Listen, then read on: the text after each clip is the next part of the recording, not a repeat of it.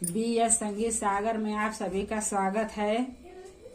मैं एक देवी गीत लेकर आई हूँ, आप लोग सुनिएगा फुलवाच करके। जैसा भी लगेगा कमेंट में बताइएगा। अगर वीडियो अच्छा लगे तो आप लोग लाइक करिए, सब्सक्राइब करिए, शेयर करिए और सपोर्ट करिए।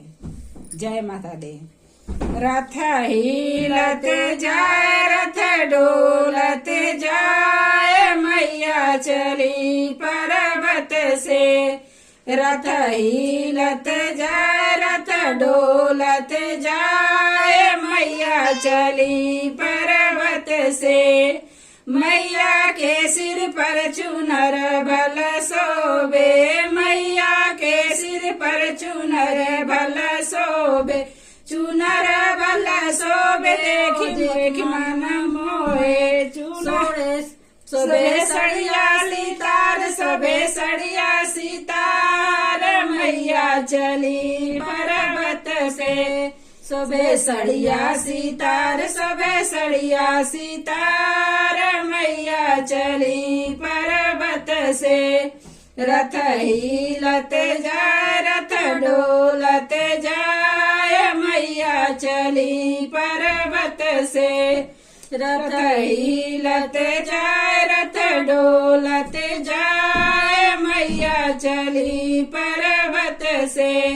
मैया के माथे मुकुट भल शोभे, मैया के माथे मुकुट भल शोभे, मुकुट भल शोभे हो देखी मन मोहे। शोभे विद्या लीलार, शोभे विद्या लीलार, मैया चली पर्वत से। शोभे विद्या लीलार, शोभे विद्या लीलार, मैया चली पर्वत से। रथ हिलत जाए, रथ डोलत जाए, मैया चली पर्वत से। रथ हिलत जाए, रथ डोलत जाए, मैया चली पर्वत से। मैया के काने कुंडल भल शोभे, मैया के काने कुंडल भल शोभे, कुंडल भल शोभे हो देखी मन मोहे।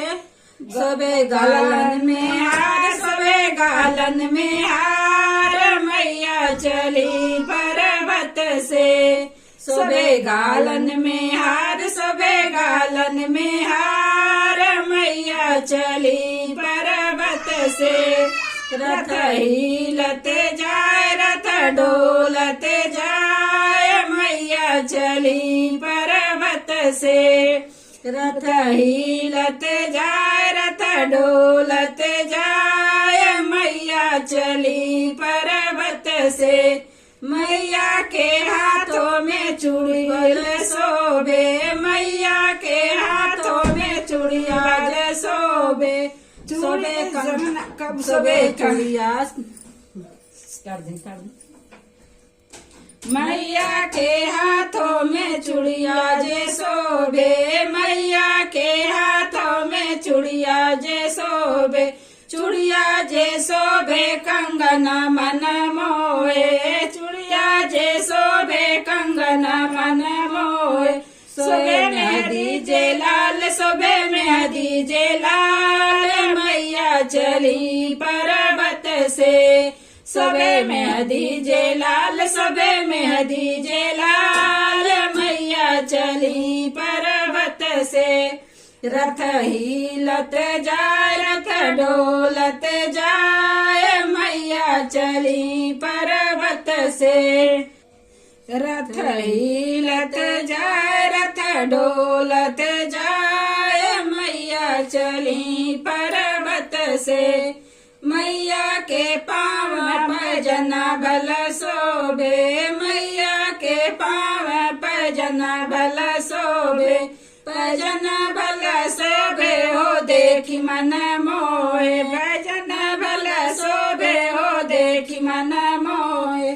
शोभे महावर लाल, शोभे महावर लाल, मैया चली पर्वत से।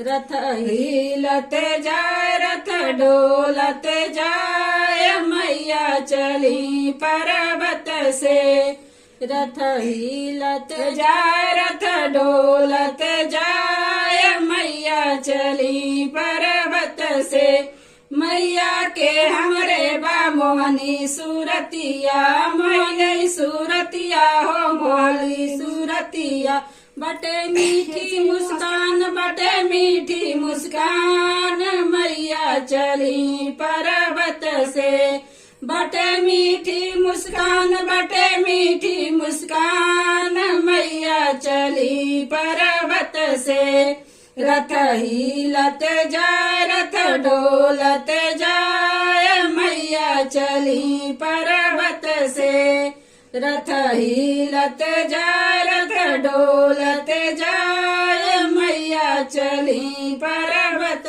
से।